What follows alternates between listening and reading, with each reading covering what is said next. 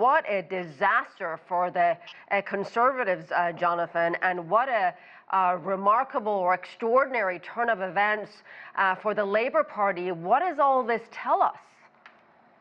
Well, I think the first thing that strikes me is that the kind of the narrative for the last month or 2 months has been of such a catastrophic Conservative defeat and such a huge Labour victory that actually 410 seats for the Labour Party and 131 seats for the Conservatives sounds like a good night for the Conservatives. That tells you, the kind of the expectations the Conservatives are moving towards. People were talking about the Tories, the Conservatives winning 30 or 40 seats. So 131, even though that's less than their worst result in recent years, which was 165 in 1997, the famous Tony Blair landslide. Even though it's a lot less than that, it still seems like a good result.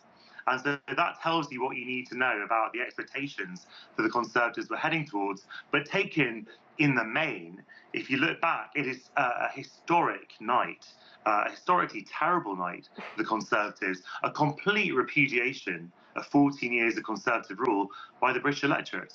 So, Jonathan, talk to me about where they went wrong, and I know it's not just one thing, but so many things, so many scandals, for so many missteps, so many Brits having a difficult time making ends meet.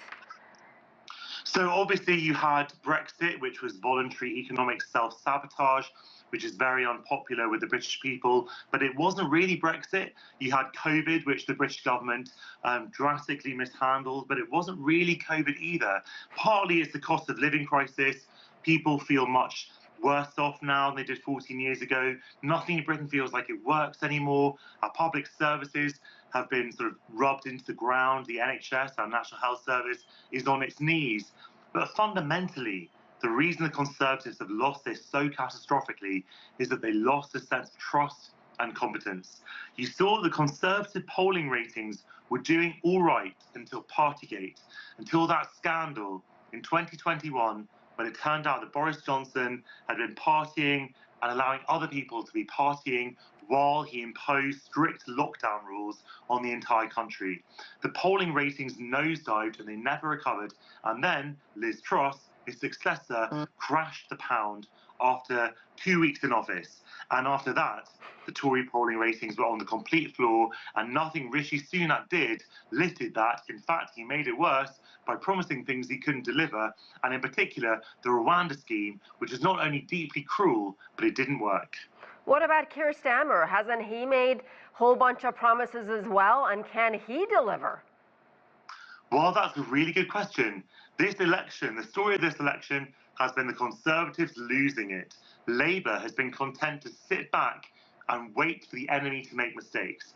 Labour has been deliberately low-key in making promises because it knows that it doesn't have to deliver a lot because the Conservatives have lost this on their own. But now the hard work begins because Labour has promised not to raise big taxes like income tax, VAT, national insurance, but Labour needs to rebuild the country that the Conservatives have broken, and that will require money. And so it remains to be seen how exactly the party can do that while they promise not to raise revenue through the traditional avenues.